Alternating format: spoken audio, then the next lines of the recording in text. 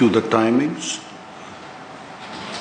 The first bell will be rung at 18 minutes and the final bell at 20 minutes. And I now call on the Assistant Minister for Itaukei Affairs, the Honourable Selai Adimaitoga. You have the floor, ma'am. Thank you, Mr. Speaker, sir. Honourable Prime Minister, Honourable Cabinet members, Honourable members of Parliament, and to all those watching from home, a very good morning to you all. Mr. Speaker, sir, I rise today to congratulate His Excellency, the President of the Republic of Fiji, Tuimaduata William Katunduere, and respond to his encouraging and inspirational opening address of 2021 to 2022 session of Parliament. His Excellency made some very important points, the most important of which was unity and putting national interest above political gain. Mr. Speaker, sir, time and time again we have seen opposition politicians put themselves before our nation. When COVID-19 devastated the world's economy and health, causing damage to Fiji, this side of the House immediately went into action. We joined frontline workers around the country. Nurses, doctors, military, police, food distribution teams, supermarket workers. We worked hand in hand to serve the people in this time of need. What were opposition politicians doing during this time? Mr. Speaker, sir, rubbing their hands with happiness and cheering for COVID-19 failure?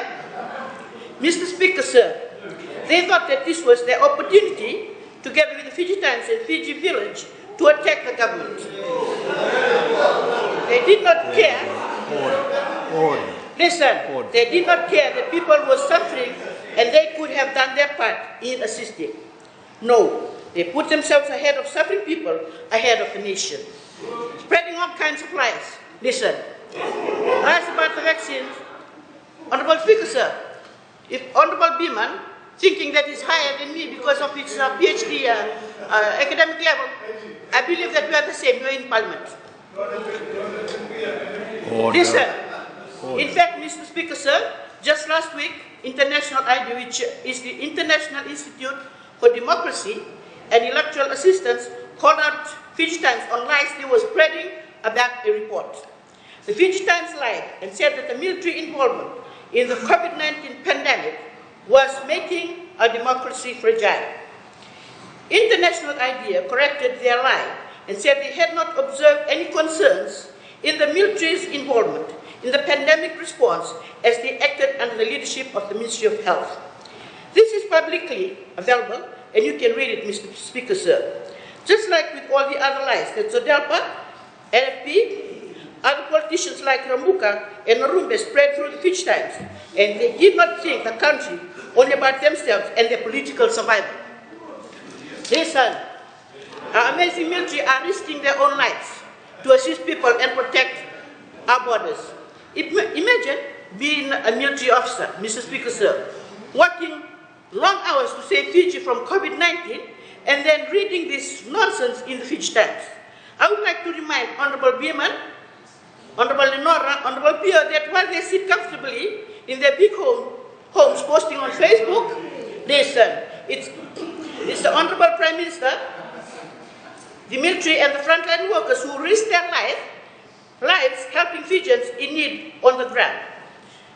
I would like to remind wannabe politicians like Rambuka and Narumbe that it's the Honourable Minister of Economy who is bringing our economy back on track during time the whole world is suffering. Speaking of recovery, of course, we know Rambuka destroyed the Fijian economy through reckless spending and corruption. Of course, under him, we lost the National Bank of Fiji. Speaking of recovery, Mr. Speaker, sir, I hope Honourable Ngaboka and Sodelpa recover quickly from the snake bite that our Honourable Prime Minister told you was coming the moment they got in bed with the snake. Mr. Speaker, sir, I would like to remind Honourable Linda Tambuya that Fiji Airways will play an important role in getting our economy back and assisting our people. Her TikTok video where she eats a plane is now being made fun of by young and old alike. Mr. Speaker, sir, Fiji Airways is another one that these people love to attack and spread lies about. That is because they cannot see further than their own personal interests. Listen, someone who cared about the country would think about the future. They would understand why Fiji Airways is so important. Our tourism industry cannot be left at the mercy of the airlines. We need our national airline. Mr. Speaker, sir, COP26 was a great opportunity for us to remind the world that COVID-19 did not make climate change magically vanish. It was a proud moment for me as a Fijian to see Fiji play such an important role in a major world event. Again, Mr. Speaker, sir, guess who started spreading lies and attacking?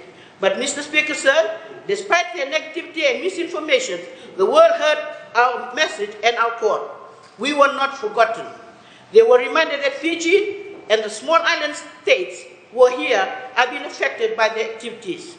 We must never downplay the importance of our voices being heard when it comes to climate change, because we are going to be affected by it first and hit the hardest.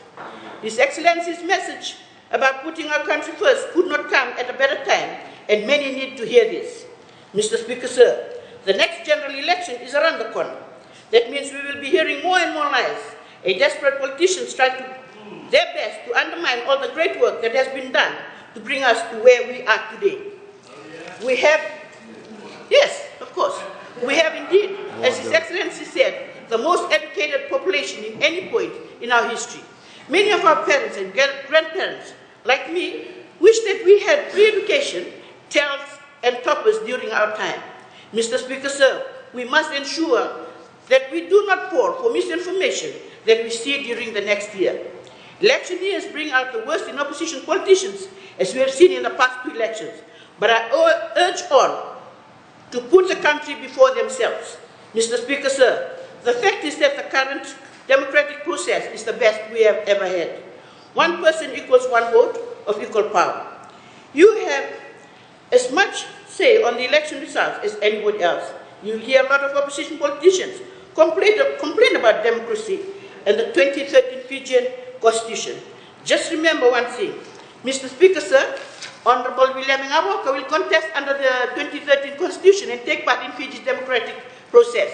Honorable Nikon Waikula will contest under the 2013 Constitution and take part in Fiji's democratic process. Honorable Biman Prasad, yes, he's coming, more will be coming. Honorable Biman Prasad will contest under the 2013 Constitution to take part in Fiji's democratic process. Honorable Piotr Kundondo will contest under the 2013 Constitution and take part in Fiji's democratic process. Honorable Linda Tambuya will contest under the 2013 Constitution and take part in Fijian democratic process. Yet, Mr. Speaker, sir, mark my words, they will all complain about the Constitution and democracy while contesting under it. It is one of the biggest lies and acts of hypocrisy. Mr. Speaker, sir, with borders reopening, I urge all Fijians to follow protocol set by the Ministry of Health as an extra measure of safety.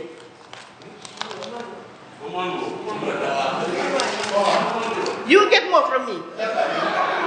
We must be smart, strong, and look after each other. I once again congratulate His Excellency Ratu William Kapunibere and thank him for his inspiring speech. Thank you, Mr. Speaker, sir.